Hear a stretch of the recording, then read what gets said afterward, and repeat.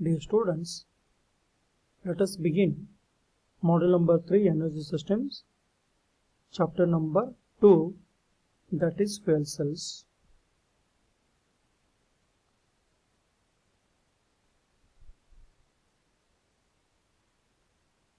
Let us begin with the introduction.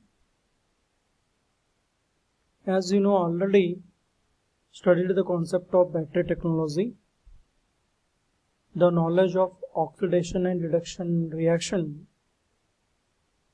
Already you have studied in the module number 1 in battery technology concept. The continuation of the same energy conversion method, that is chemical energy into electrical energy, by using the fuel cell device.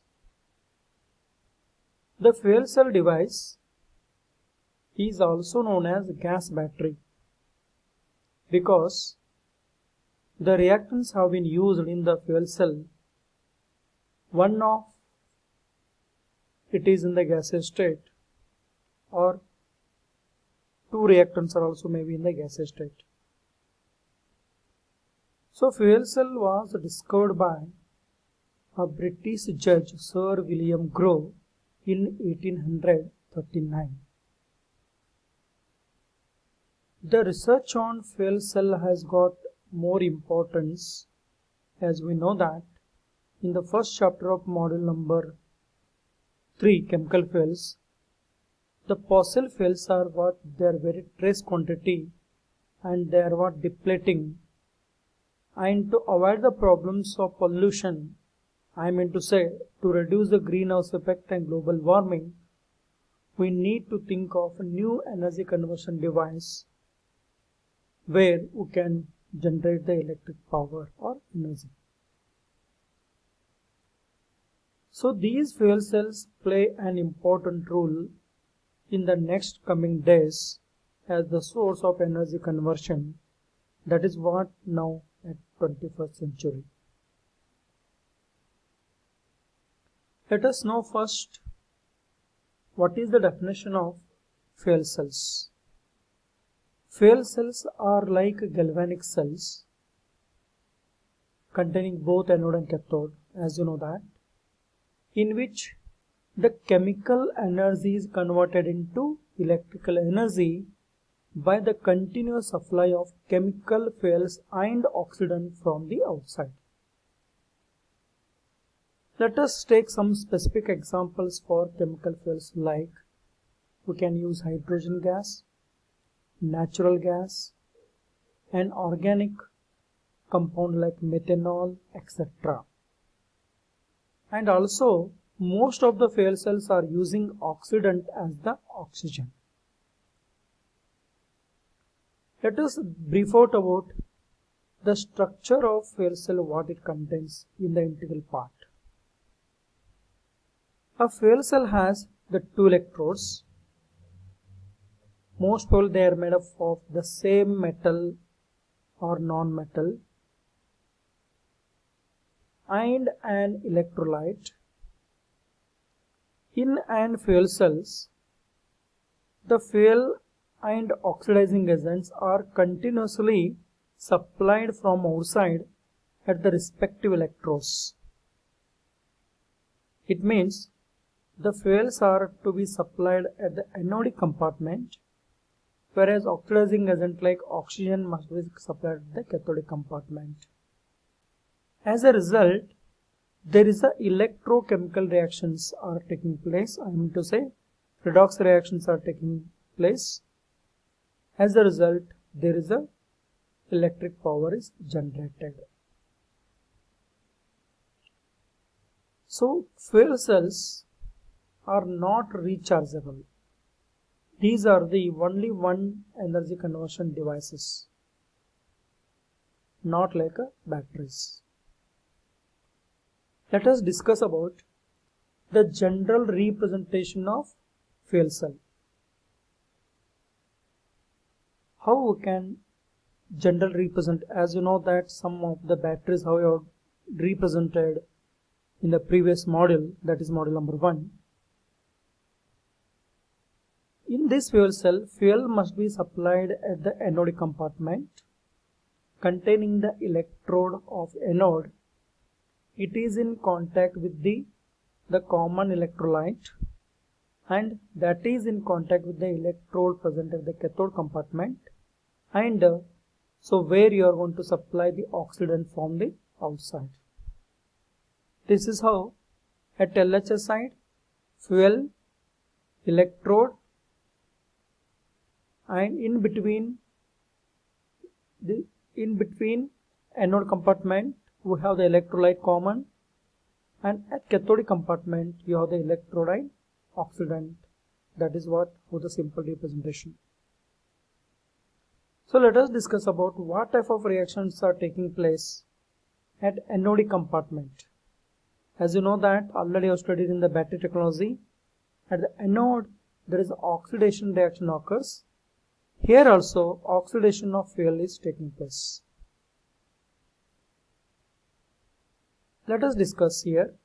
The fuel gets oxidized to form the oxidation products by the loss of n number of electrons. Now at cathode what reaction is taking place? As you know that reduction reaction occurs. It means reduction of oxidant is taking place at the cathode compartment. Let us discuss how it is. Oxidant gets reduced by taking the n number of electrons. There is a formation of reduction products. As you have already studied the concept of batteries and classification of batteries, as you know that primary, secondary and reserve batteries, and you know that about the basic information about the fuel cell, about the definition and representation in this running chapter. With that brief knowledge, we are in the position to differentiate what are the differences between battery and fuel cells. Let us discuss the first point. As you know that batteries can store the chemical energy, whereas the fuel cells do not store chemical energy. Then second difference is the reactants and products are stored in the cell only in batteries.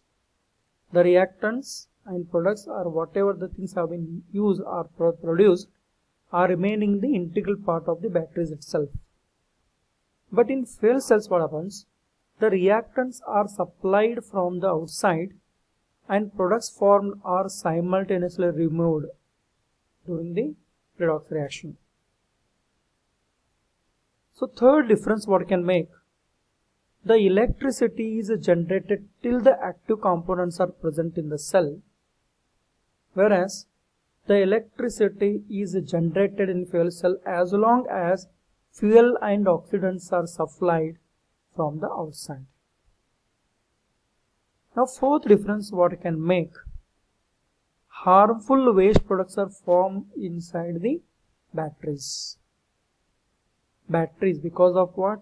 The kind of active components what we are using for the construction of the batteries.